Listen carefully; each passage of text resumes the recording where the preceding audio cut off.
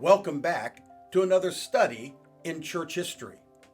In our last study, we began to look at the history of the very early church, actually the beginning of the church in Acts chapter 2, and we saw things like the first martyr was Stephen, and the first apostle that died was James, and Paul and all of those who were traveling with him took the gospel to around the world.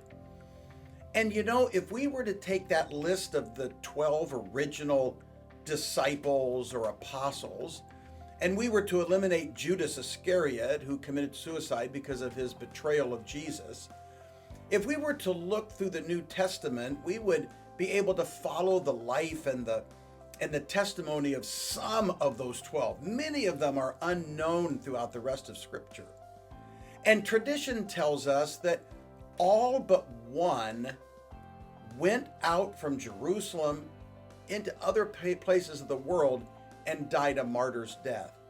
But there was one of the original 12, one of the original apostles who lived all the way to the end of the first century, and his name was John. You'll recall that John was called the beloved disciple. John was the brother of James, who was the first of the apostles that died. Isn't it interesting? The first apostle who died was James, and the last apostle who died was John.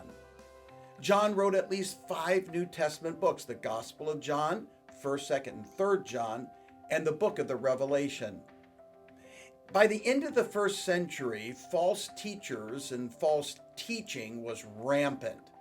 Even Paul addressed much of the false teaching in his epistles. But by the end of the first century, John was very concerned about a particular doctrine that was beginning to emerge and would later become really a problem in the early church, and that was the doctrine of Gnosticism. Gnosticism was a belief that basically denied the reality of material things. And so in so doing, they also denied that Jesus had a real body. That's why in the book of 1st John, John talks about that which we have seen and heard and our hands have handled. He was addressing the issue of Gnosticism. It was a great story from the early church that talks about John and his passion for the Lord and his passion for right theology. There was a false teacher by the name of Cerinthus.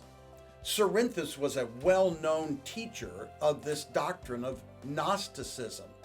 He apparently lived in Ephesus where John lived, and one day John went into the bathhouse, which was the normal thing for people of the first century. You didn't have a shower, of course, in your own home, so you would go to the bathhouse. Well, the story goes that John showed up at the bathhouse and he looked across and saw Cerinthus, and this is what he said: "Let us fly, lest even the bathhouse fall down, because Cerinthus, the enemy of the truth, is inside." John's passion for truth led him to call out one of the enemies of truth.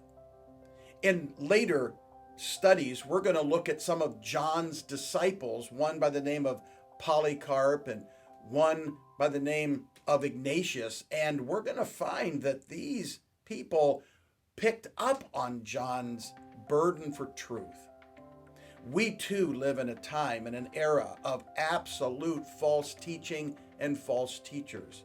Oh, that we would be as passionate for truth, that you and I would stand up and speak out for the Lord, just like they did in the first century.